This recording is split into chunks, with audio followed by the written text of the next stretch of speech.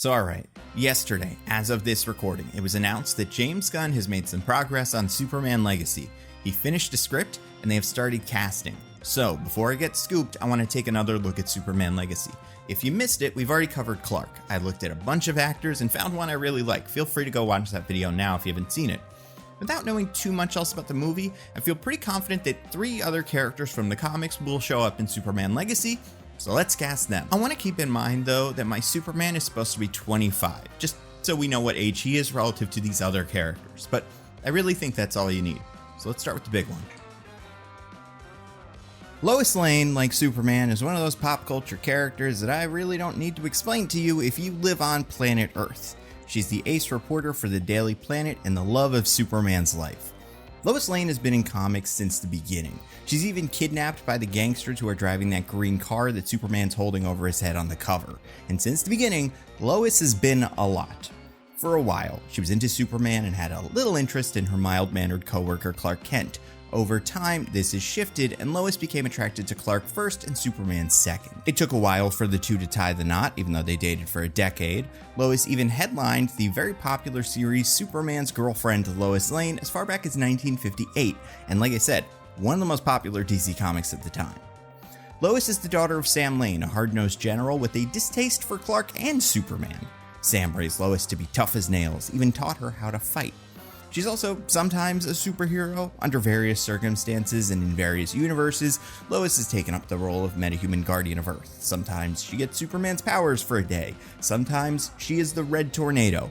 But what's great about Lois is that she does not need the powers. Since her inception, Lois has been a thorn in the side of anyone who tries to get one over on the people of Metropolis by using her quick wit and determination to write an eye-opening exposé for the planet. Essential characteristics.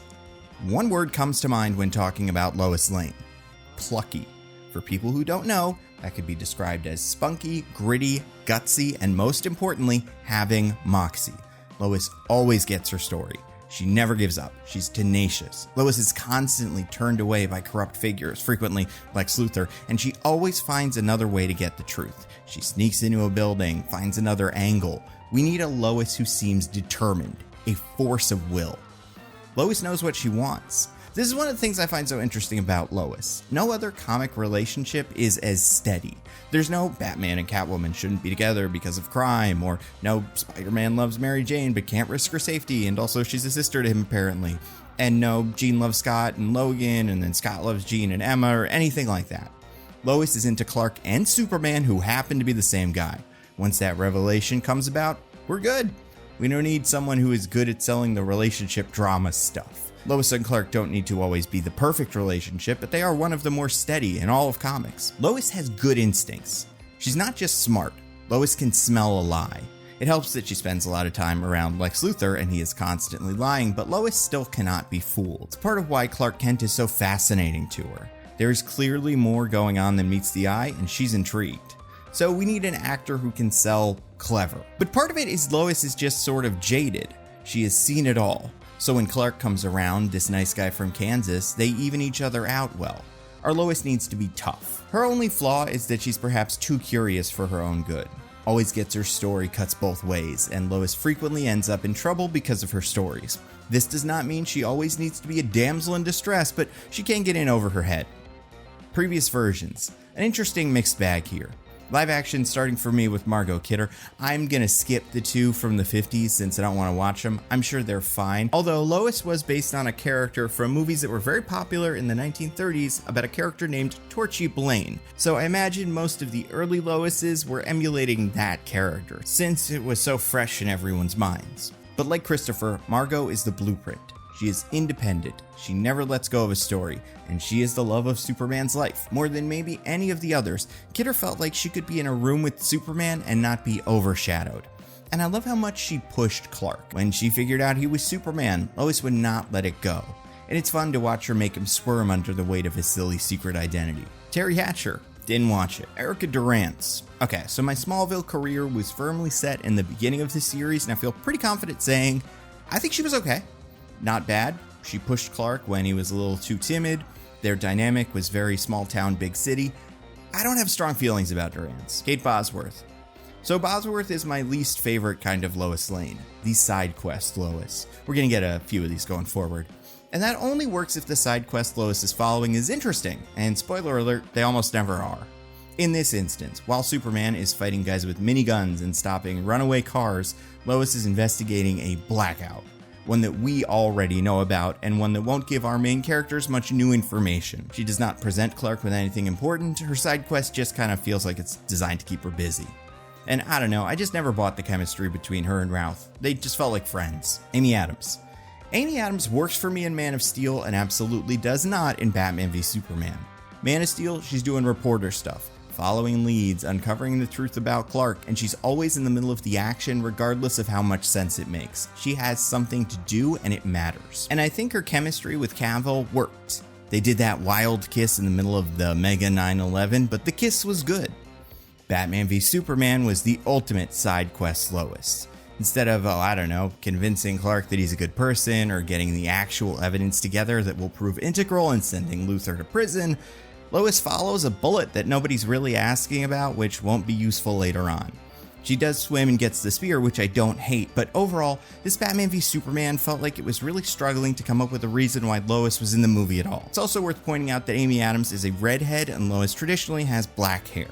I only bring this up because Lana does usually have red hair. I just think that was a strange choice. It's kind of like how Mary Jane is usually a redhead and Gwen Stacy is blonde, and then in the movie they hired a blonde actress to play MJ and then a redhead to play Gwen Stacy, and they both had to dye their hair. It was just an interesting little thing. Elizabeth Tulloch, she's got it, especially in flashback scenes where we see her Lois at work. I don't have much to compare Lois the mom to outside of the recent comic run. It feels like a natural extension of the character, but it's so new that it almost feels like it could be a brand new character. But love her dynamic with Tyler, love what they're doing in this season. I think she grounds him. I think she's a really important member of that cast. It works very well. External factors. Okay, I wanted to add a new category here because it would be weird if I didn't talk about what this movie actually is.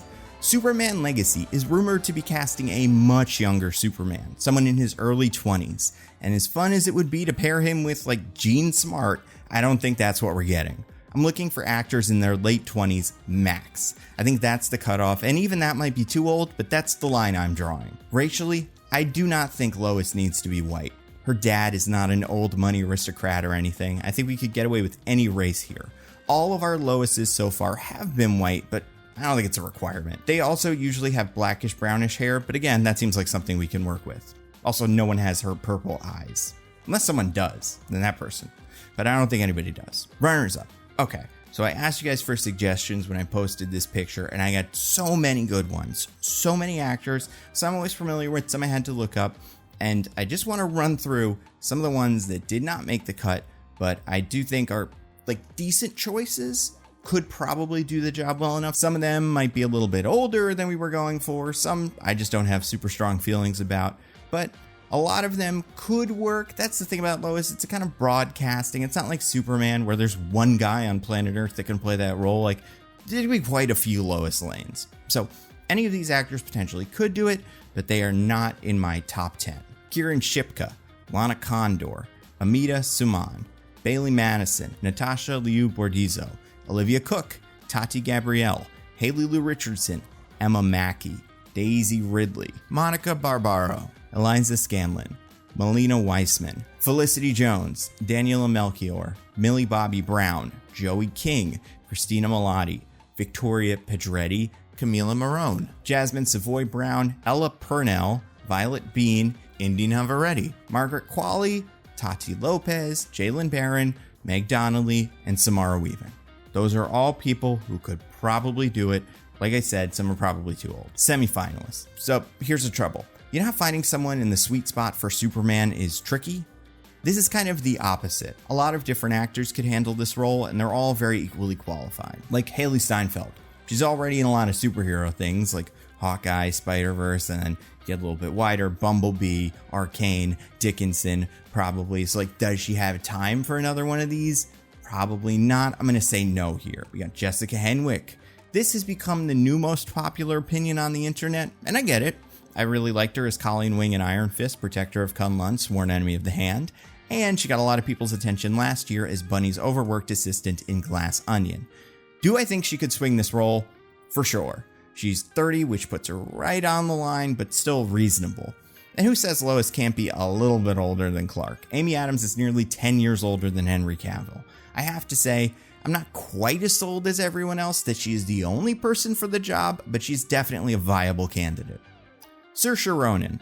Look at Little Women or Lady Bird, and I think you can see the fundamentals of a great Lois. Saoirse is known for playing independent women with a strong will, and that's Lois. She's also 28, so decent age range, and she's not associated with anything like this, which I love, although it does make me wonder, would she even do it? Is she one of those actors who just would not take a genre role like this? I'm not sure, but I really like her. Aladdin's own Naomi Scott, she could do this. Like Lois, Jasmine does what she wants, gets into trouble, saves the day.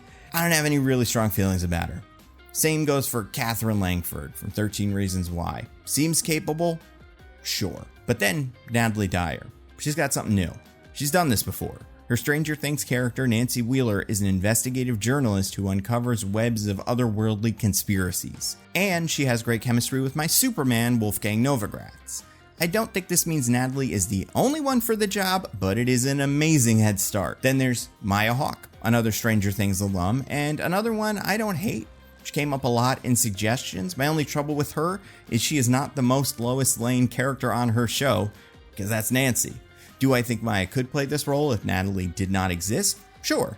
But out of the two, Natalie is just the easier pick for me. But how about Maya's Do Revenge co-star Camila Mendez? Perhaps the closest to the classic Lois Lane look?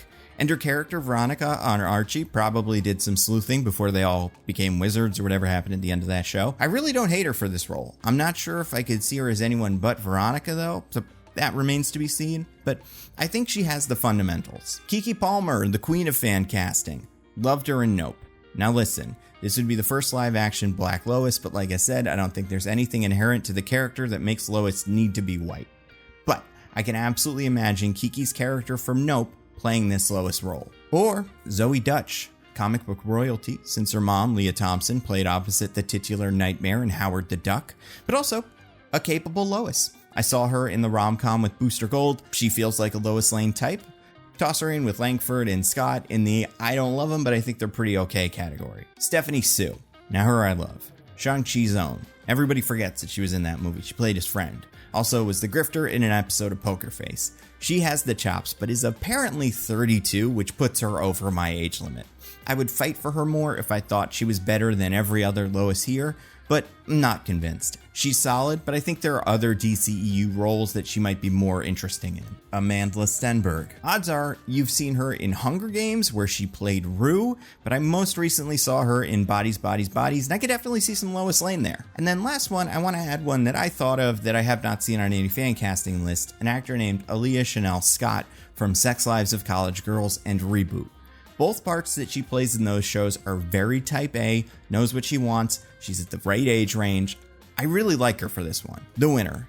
I'm really torn between Dyer, Henwick, Palmer, Mendez, and Scott. Any of them could do it. Safe pick is Dyer. Henwick is the internet's favorite.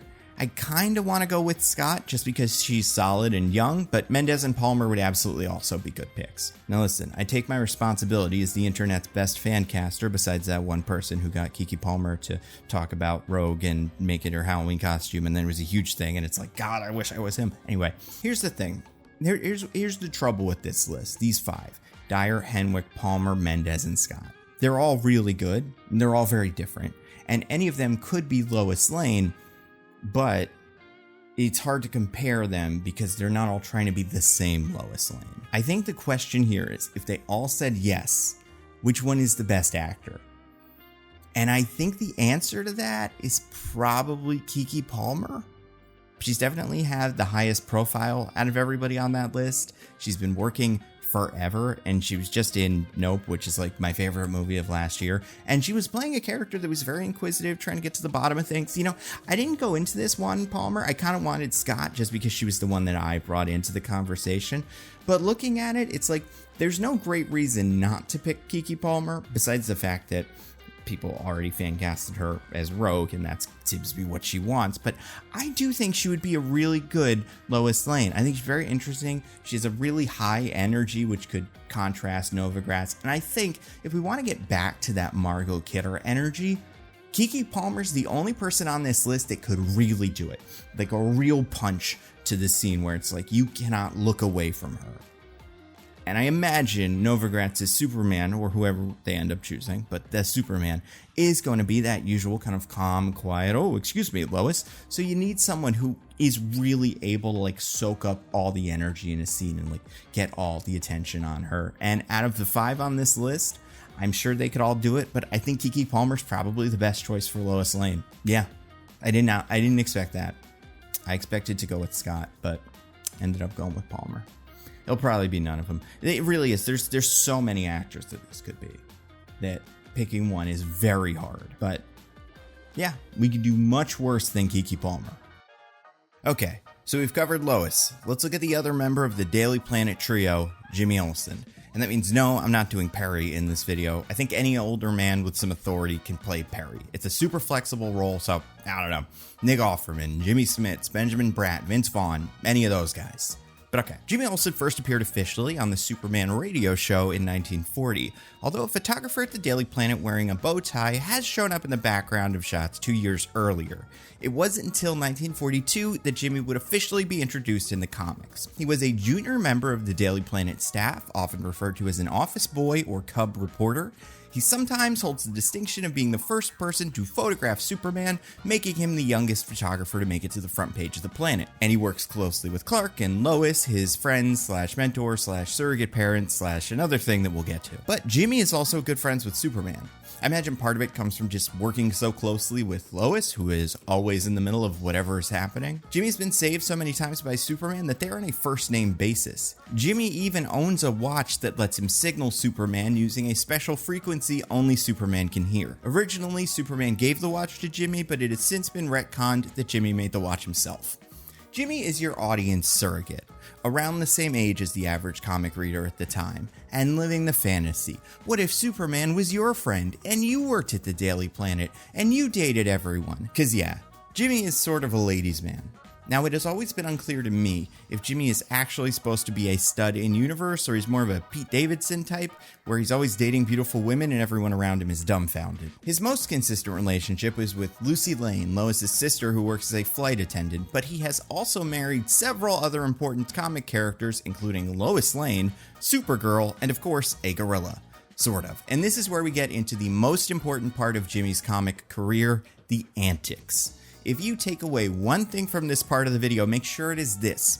Jimmy Olsen comics were bonkers. His series, Superman's pal Jimmy Olsen, was the height of Silver Age nonsense. This is the series where Jimmy turned into a big turtle, and a stretchy boy, and a werewolf, and a porcupine. In these stories, Superman or Dr. Potter would have a weird thing like an artifact or a potion. Jimmy would, against their wishes, touch or drink the weird thing, and then Jimmy would gain some sort of superpower for a bit. This series is also where Jimmy married Supergirl and Lois. It was just everything. This comic is also where Darkseid is from. But this, in my opinion, is what we need from Jimmy. He needs to be absolute childish chaos. Like, sure, he can be a supporting player in a Superman movie, but Jimmy Olsen could have his own series where he turns into a genie or an alien or grows 4 extra arms. These are all real things that happened in that comic. Kind of like the Sabrina show, the one from the 90s, 2000s. Just antics and capers and hijinks, because it's fun. And superheroes are supposed to be fun. Also, while Jimmy is canonically a guy, and always has been, there's always this thing where he seems to really love to dress in drag. And the comics don't really do anything with it, but there are some people who believe, while Jimmy Olsen is not trans, he's not trans either. I'm just saying, there's an avenue they could explore. It may seem like it's out of left field. I don't know. If they do want to play around with any character's gender in a way that is both inclusive but also true to that character, making Jimmy like non-binary or something, that could work. Essential characteristics. Jimmy Olsen gets up to some trouble. In his self-titled series, Jimmy Olsen does just not listen to anybody. Like Superman, or scientists, people that know what they're doing, tell Jimmy not to touch things, and Jimmy always touches them. He's not quite a rebel the same way that Fonzie is, but he also doesn't follow all the rules the same way that Dick Grayson usually does. We need a kid who can get up to some shenanigans. But he's not bad. Jimmy Olsen is nice. He's sorta dumb, but he's got a good heart. He wants to help Superman and do the right thing. He's just also a kid. And he's eager. He fits in with Lois when she's putting herself in harm's way to get a scoop. He's also a goofball, a dork. This is not Riverdale. Jimmy frequently gets the girl, but he's not good at it. He's lovable, but still quite silly. But most importantly, Jimmy is a pal. He's not Superman's biggest fan. They are friends. Jimmy is positive, innocent, nice. If Superman is having a bad day, Jimmy is that friendly face that makes him feel a little better. Previous versions. There are 4 main Jimmy Olsens you need to worry about in live action. And this is omitting the ones from the 50s shows and stuff. This is omitting the one from Lois and Clark, which I still have not seen, and Iceman's brother, who was the Jimmy in the half of Smallville that I did not watch. I'm gonna say they were all fine. But first, there's Superman the movie Jimmy, played by Mark McClure, and all things considered, again, like everybody else in these movies, pretty good. He was young, nice to Clark, immature, got into trouble, and needed to be saved. You don't really need that much else. One thing that I don't think we talk about enough with the Reeves Superman movies is how much the Daily Bugle actually felt like a room people were working in. I do think, compared to the scenes in the Zack Snyder Superman movies where you have Lois and Perry and Clark in a room discussing things, having that 4th person, this Jimmy, just buzzing around and constantly moving pictures or whatever, butting in with a little comment, that makes the newsroom feel alive, and that's a big part of his presence that I don't think a lot of the rest of these movies were able to quite figure out. Then you've got Superman Returns as Jimmy, played by Sam Huntington. Like many things in Superman Returns, while not perfect, this movie definitely gets the spirit of the character right and might be my favorite live-action take on Jimmy. He's goofy, young, friendly, and he says this line, "Fearless reporter Lois Lane is a mommy." And he really stretches it out, and originally I heard that and I was like, that sounds weird. That's Jimmy. He's supposed to sound like a dork. Then there's James Olsen, played by Mehcad Brooks on Supergirl, and all of the rest of the Arrowverse cameos, I'm sure, probably like Flash and Legends of Tomorrow. I don't know, who can keep track? I like Mehcad Brooks. I think his character in that show was good, but I don't think he quite feels like Jimmy. And it's not because he's black. It's because, in my opinion, Jimmy Olsen does not work as a character without either Superman or Lois. I think you could do like a Daily Planet show starring Lois and Jimmy, but before Clark comes into the picture. That's not a suggestion, but I do think Jimmy could still feel like Jimmy in that scenario because of the connection of Lois. But even beyond this show not featuring Superman, although I know he was in it once or twice, James Olsen just doesn't really feel like Jimmy, and I think the name is a dead giveaway for why he does not feel like Jimmy. Jimmy is a kid's name. James is an adult's name. Supergirl premiered in October of 2015, and Mehcad Brooks was at the time 35. Compare that to Huntington, who was 23 when Superman Returns was released, or McClure, who was 21 when Superman the movie was released. Brooks was by far the oldest Jimmy Olsen, and it felt like it. But forget about what is Jimmy without Superman. What is a mature Jimmy? A James, old enough to be past hijinks and mischief. A generally serious guy who Superman sent to look after Kara. So if he's not in stories with Superman, and he's not getting caught up in antics, what can Jimmy Olsen be? He's a friend and a mentor, a love interest, which was a big part of Jimmy's stories, but usually in the Supergirl has amnesia, so she married Jimmy sort of way. But this was like pure Riverdale love triangle stuff. It's all to say, I think this character was fine, but he didn't feel like Jimmy Olsen because he wasn't supposed to feel like Jimmy Olsen. He's James. He's a new character, essentially, who was that character we used to know and was the character that I think we're going to get in this movie, but that was a long time ago. Then there's Batman v Superman Jimmy, played by Michael Cassidy. He works for the CIA and gets executed. I made a whole video on why I think it is a bonkers choice to make a movie where Superman feels bad about being Superman and introduce his best human friend from the comics, but never have them meet or talk about it. It would be like if you made a Dark Phoenix movie where Scott was killed halfway through. You know what? This happens more often than you'd expect. External factors. So the Superman that I chose in my previous video is 25 years old. I imagine we're going to get something like that in this movie. My Lois is right around there, maybe a little bit older, but Jimmy needs to be younger than both of them by enough that there's like a clear difference. He's sort of from a different generation. He's going to make a lot of mistakes that a 25-year-old has already made and can mentor him through. So I want people who can pass for 18, intern just out of high school. I mean, ideally, I think 16 could work, but 18 is a good start for Jimmy casting. Now, a 25-year-old could play an 18-year-old, but just not every 25-year-old could. So all the actors I'm going to talk about are under the age of 25. But honestly, I'd like actors that are younger than that for this role. Racially, Jimmy is usually white with red hair, which means we have to do this again. I do think there's something valuable about the red. I like how his hair has a different color, which gives him a different energy than Lois and Clark. It signals that he is not the same as them. And red hair does sometimes symbolize youth, so I think there's something there. Now, when I inevitably do not cast a redhead, I will get a lot of comments about redhead erasure, and I genuinely do not care. If this was even a little consistent ideologically, sure, I'm all for pedantry. I was on actually. But I'll tell you, these guys always come out of the woodwork extra hard when the character goes from white redhead to non-white non-redhead. So, if you're going to complain about these, please cite at least one tweet or comment when you complained about Charlie Cox's Daredevil or J.K. Simmons as Commissioner Gordon. I do think they should dye the actor's hair red, like in the Archie show. And even if it looks fake, just have that be what Jimmy did. Like they dyed their hair because it's what a young person does, it fits. Everything else is on the table. I do not have a specific height in mind. I'm probably not looking for people that are tall because it might be a little weird if Jimmy Olsen is taller than Superman, but it's not a deal breaker if the actor is right. The runners up. A lot of good ones from you guys. Here are the Twitter suggestions that could work but just didn't jump out at me.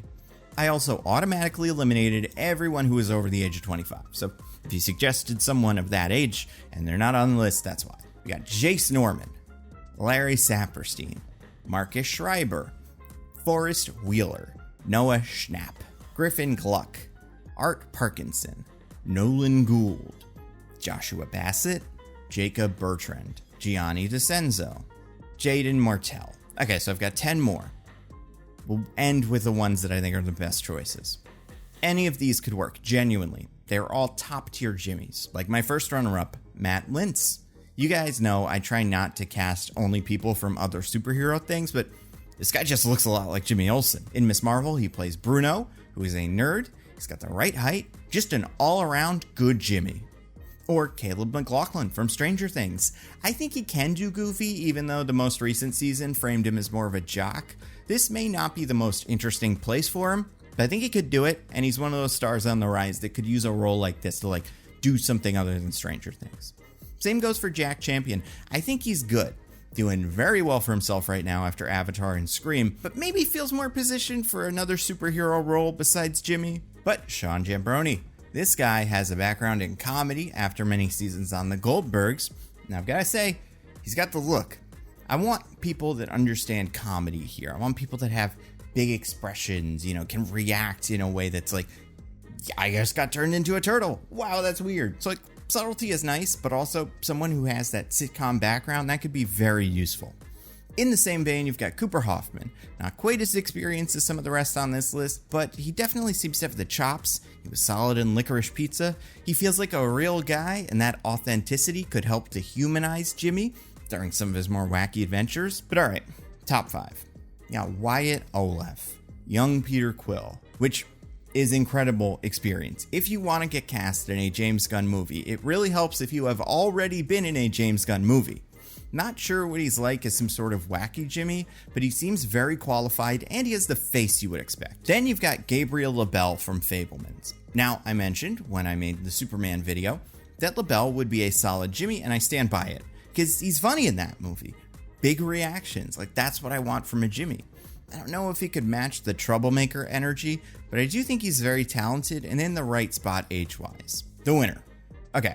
So they are 3, and they're essentially tied for me. I do think they're all very different, but they all have something that gives them the Jimmy spirit. First, Jacob Tremblay.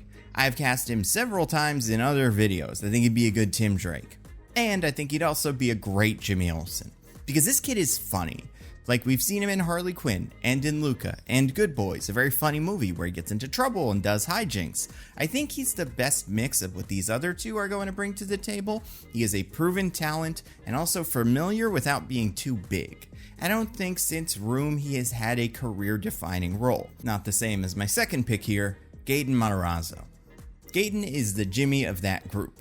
He's immediately the silly, friendly guy. And you know, I saw him in Sweeney Todd. He's got a presence that is hard to deny, and not something I can say for everybody else that we talked about. Kid's a star.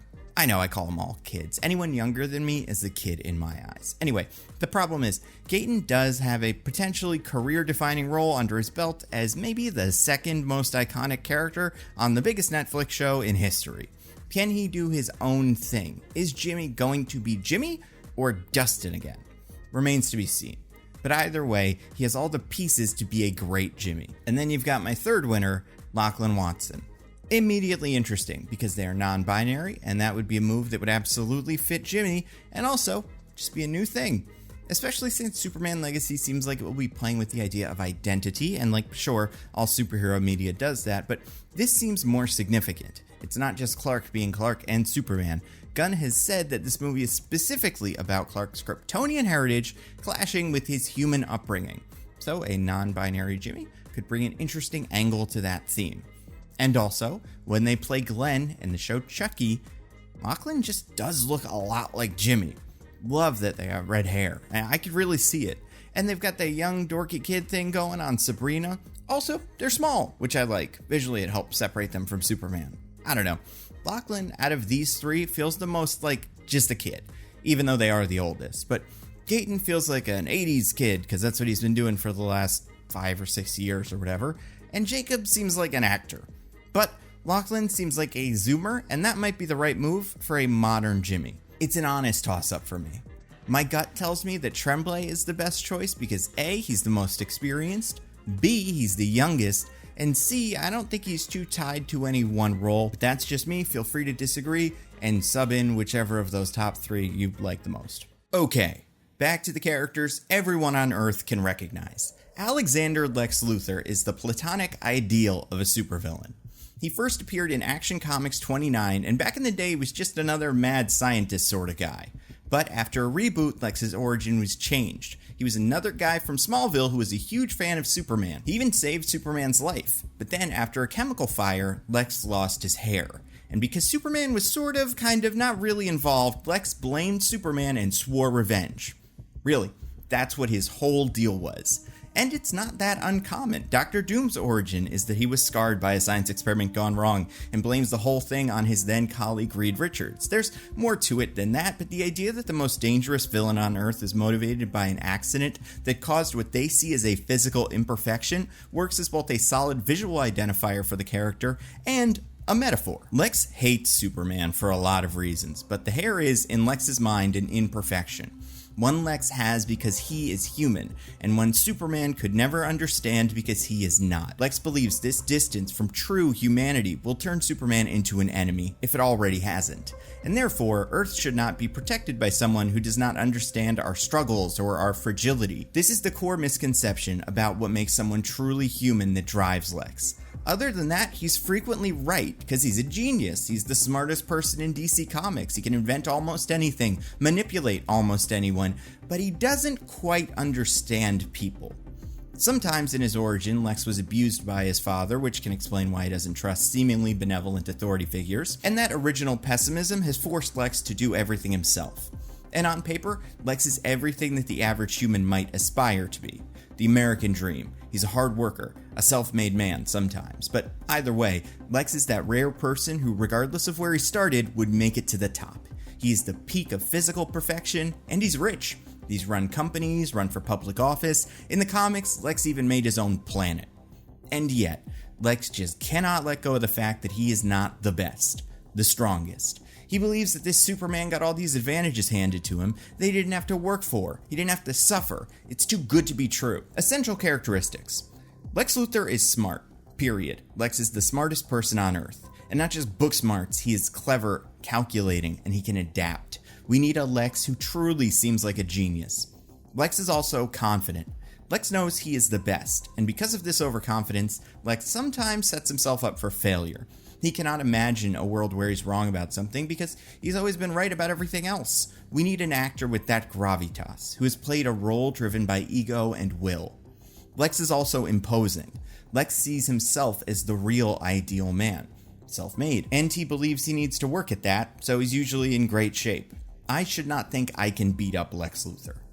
But also, Lex needs an intimidating voice. He needs to be able to deliver an absolutely devastating monologue about how only he can save us. I think sometimes, because it's how he was created, we get takes on Lex the billionaire, and I just don't buy it. He's not Mark Zuckerberg or Elon Musk. Lex runs a business, but at his core, Lex should feel like a politician. And not just because he's been the president before, because he's convincing to many people. Lex can't always seem bad. He needs to be able to feel warm, trustworthy. Lex thinks he's a hero, but until he's exposed as a fraud, everyone else sort of needs to think Lex is a hero too. I think the closest analog we have here is either Tom Hanks or Barack Obama. That level of superhuman charm and relatability, that's where Lex needs to start. And he fools everyone but Lois and Clark. And Lex needs to truly despise Superman. He is obsessed to the point of madness with destroying the Man of Steel and exposing him as a fraud. Our Lex needs to be able to sell an unbelievable amount of contempt for Superman. But perhaps most importantly, at his core, our Lex needs to be insecure, envious of Superman and all of his gifts. This actor needs to be able to act like he has a humongous chip on his shoulder. It's not an easy character to balance: powerful, confident, intelligent, likable, and insecure. Previous versions, Gene Hackman. This is the only part of the original series that does not quite work for me. Sure, Gene Hackman is having a blast, and I respect that, but at the same time, the antics just never screamed Luthor to me. And yes, I know Luthor used to involve himself in disguise-based schemes, but it wasn't what I grew up with and where it seemed like the character was going. Hackman did nail the theatricality of Luthor, the evil plan presentations, the outfits, the wigs, and spoke to a man with an enormous ego. But I was never actually worried about Clark because of how menacing this Lex was. It just never connected for me. John Shea. This is the one from Lois and Clark, still haven't seen it. Michael Rosenbaum. Listen, Tom Welling, Kristen Kruk, and that fabulous theme song definitely got a lot of us high schoolers in the door, but it was clear once we were all in on Smallville that Rosenbaum was running the show. He is, in my opinion, the best live-action Luthor we've seen more than a few minutes of. His Lex was crafty, rich, sarcastic, and more importantly, obsessive. He needed to figure out this Superman thing. Partially because of his history with Clark and the accident, partially because of his daddy issues, and partially because he was just naturally curious. The relationship between Clark and Lex was a real treat because the show went to great lengths to make them seem like real friends. I don't know where he went in later seasons, but early Lex is everything I want from this new version. Michael Rosenbaum should be the blueprint. Kevin Spacey. I hate to say it, but you guys, I really like this Luthor. Maybe it's because he's so slimy, but also his manner, how he deals with people. Spacey Luthor is so calm. Annoyed with his goons, sure, but only a few times does he really lash out. Spacey Luthor always felt like he was in control. A must for Lex Luthor. Also, I think he got the look down. The tone of the movie really did feel like a step in a more serious direction from Hackman, but maintaining the whimsy of that performance. His presentation was clear, theatrical, and completely insane. I wish he was not the worst person, because this probably would be my sleeper favorite Lex. Jesse Eisenberg. I think Jesse Eisenberg was horribly miscast. I know what they were going for, and Jesse Eisenberg clearly went for it, respect, but this just did not work for me. Zuckerberg is not Luthor. He lacks Luthor's signature confidence and competence. I did not think this character could defeat Superman, or really manipulate anyone. I've heard that Eisenberg was actually there auditioning for Riddler, and I can totally see it. That would have been perfect, but just not Luthor. John Cryer. Okay, so I'm 50-50 on this one. He's the trivia Luthor. Like, did you know the guy from 2.5 Men, John Cryer, was in Superman 3? And I certainly think this Luthor was crafty and scheming and could manage a good bit of menace, but at the same time, and this is just me, he was not imposing in many of the same ways as Eisenberg. Yes, Cryer's Luthor was more confident and together than Eisenberg, but he was still someone who I would have a hard time buying as a viable political candidate. Titus Welliver. The Titans Luthor seemed like an incredibly promising cast. Love this pick for Luthor. Spoilers for Titans, he immediately died. External factors. Okay, I believe our Lex needs to be in the same age range as Superman, within 15 or so years. I don't think we can cast a 60-year-old here, only because I think Superman needs to feel like Lex's peer. Lex needs to be as similar to Superman as possible to sell their relationship. Plus, if this Lex was also raised in Smallville, you want him to be somewhere near Superman's age so they can interact naturally before Lex goes bad. Now, does Lex Luthor need to be white? Need? Not really. Like Lois, Lex is not necessarily an old money aristocrat or something. He can be a self-made man. In fact, that makes him a more compelling character. And then you gotta ask, maybe Lex could be a person of color, but should he be? Listen, the idea of white Superman fighting black Lex Luthor, not ideal, and for any other role, I'd probably say that's too much, not worth it. But Lex is something else. This could be one of the great villain performances of all time. If James Gunn is actually looking to the DC animated universe as inspiration for his cinematic universe, Lex was one of the most important figures in those stories. The role would be so much fun, could have so much depth, and it feels wrong to exclude qualified actors based on their race. So I'm gonna say race-blind casting works for this one. Also, this came up a lot. Our actor does not need to be bald now, but he'd need to be bald eventually. But also, does Lex need to be a he? Could a woman play Lex Luthor? Maybe, but for the purposes of this casting, I'm gonna say no. I think there are enough reasons Lex being a man makes sense. Partially because I just don't want Superman to start by beating up a woman, and I do want Lex to wear the war suit eventually, and partially because that character already sort of exists in the Wonder Woman villain Veronica Cale. She's a scheming, evil genius billionaire CEO. So it feels like Cate Blanchett or Regina King or whoever would make more sense as Cale in a Wonder Woman movie, especially since Diana has a somewhat shallow rogues gallery and Cale has yet to be used. The suggestions. I have an enormous list of people you guys submitted on Twitter. And someone even picked my favorite Lex, so that's a good sign that I'm not on my own here. But here are some of the ones I didn't love. Let's start with the bald guys. There were quite a few actors who are already bald and frequently bad, but besides that, do not feel like the right pick right now. Sometimes it's because of their age. Sometimes it's because I just don't think they're the best man for the job. I understand why they come up, but I just don't think they work.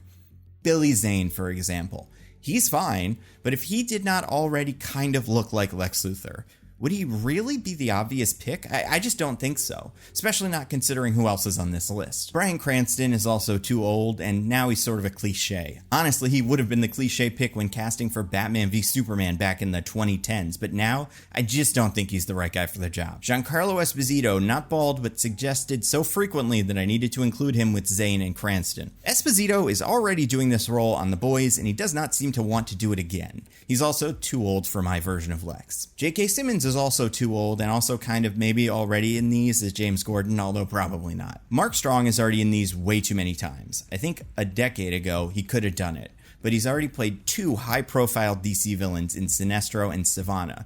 Plus, he also already kind of played Lex Luthor in Kick-Ass. Someone else needs a turn. Corey Stoll is fine, but he's already done this in Ant-Man, and I just don't find him that interesting here. Michael Rosenbaum. Like I said, I loved him in Smallville, but I think we need something new. That's just what this movie seems to be going for, a fresh start. Besides them, I get pretty much every Hollywood leading man as a suggestion, and a lot of them could work. Michael Fassbender is a great actor, but already turned in an iconic performance as a supervillain, so I don't love him here. Guys like Will Smith, Robert Downey Jr., Daniel Craig, Lawrence Fishburne, Denzel Washington, Michael C. Hall, Tom Hanks, Viggo Mortensen, and John Hamm are all older than I would like for this role, although most of them would be amazing Luthors. There are also some others like Richard Madden, Miles Teller, Glenn Howerton, Penn Badgley, and Jake Gyllenhaal, who I don't have strong feelings about for this part one way or the other. Then there's a bunch of big guys. Dwayne Johnson and Batista are the ones that keep coming up, and for very different reasons, both would be interesting picks. Dwayne Johnson clearly wants to fight Superman, and his whole hustle grind set mentality could map very well to a modern Sigma Luthor or whatever. And Batista is a solid actor who deserves a great role like this, and works well with James Gunn.